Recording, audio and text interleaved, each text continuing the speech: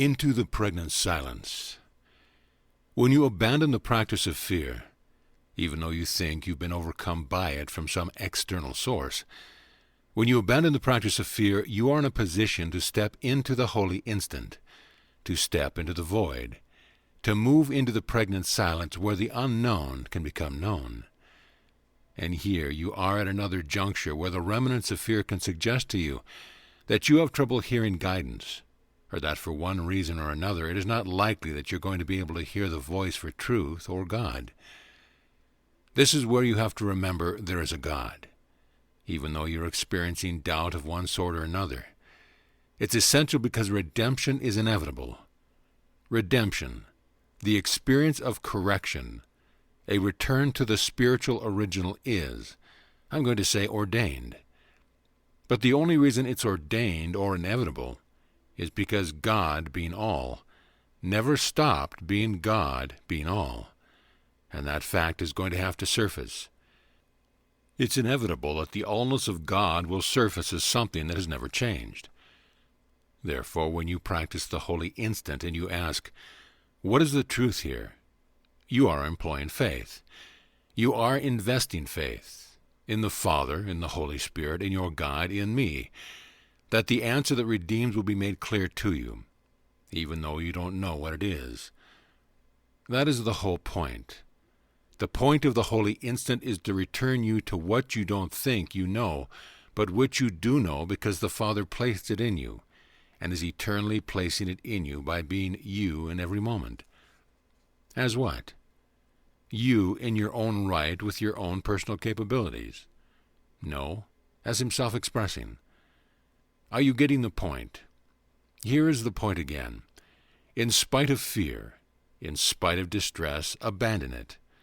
As unreasonable as that seems, at the moment you're employing it, abandon it, because I've told you tonight and repeatedly in other ways in the past, that the practice of the holy instant is the means to remember God, by caring about your brother or caring about some part of the kingdom of heaven that you're presently calling a physical universe, and desiring to know God's truth about it. You are inviting what you have forgotten to be remembered to present itself again, as it were, to you, so that you might see that it's already incorporated in you, and it never left you, and your capacity to see the kingdom of heaven, where a miserable physical universe seems to be going on.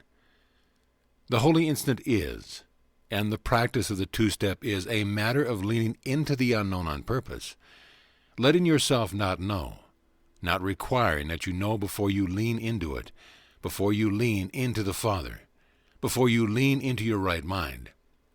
It is a practice of leaning into the unknown, so that the unknown can become known to you. It's called revelation. It's inevitable.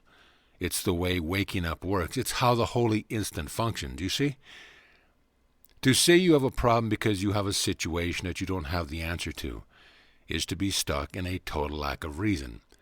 A simple case of insanity, if you will. If there is a situation calling for correction, correction is available. If there is a situation that does not look like the kingdom of heaven or the perfection of God being, then there is available that which corrects it, even though you don't know what it is. And you will not know what the redemptive answer is until you let yourself not know what the answer is, which means abandoning any confidence you have in yourself to be able to come up with the answer through the excellent use of reasoning and logic and your best use of your spiritual learning in the past. You see, until you abandon self-confidence, you can't really, with humility, turn to God and ask Him to reveal the truth to you, to reveal the answer that is the answer, to make the unknown known to you. And yet that is what needs to happen, you see? You no longer need to labor under the misunderstanding of what the question means. What is the truth here? You no longer need to labor under the idea that it is somehow going to convict you. Oh, it's karma. 3 lifetimes ago, 100 lifetimes ago, you did such and such, and now it has returned to haunt you. You see? All that does is legitimize and consolidate the factors that keep you ignorant, stuck, miserable. It's not the answer. That's not the unknown having been made known. To ask to know, what is the truth here, is to be a joyous question, a joyous process, because you can anticipate learning something exceptional, something beyond anything you would imagine from your independent standpoint. You have to have faith in two things. One is that there is an answer that redeems, and the second part is that the answer will be made known to you, if you but humbly ask to know what it is, and then listen without biasing the answer with any preconceptions or favorite theories that you have. Faith is the big word that underlies the efficacy of the holy instant, because it requires you to abandon faith in yourself, this miserable, puny little organism that sins, suffers, and dies, and place your faith in something that you can't have proof of the existence of until you, in your humility, reach out to it and expect a response.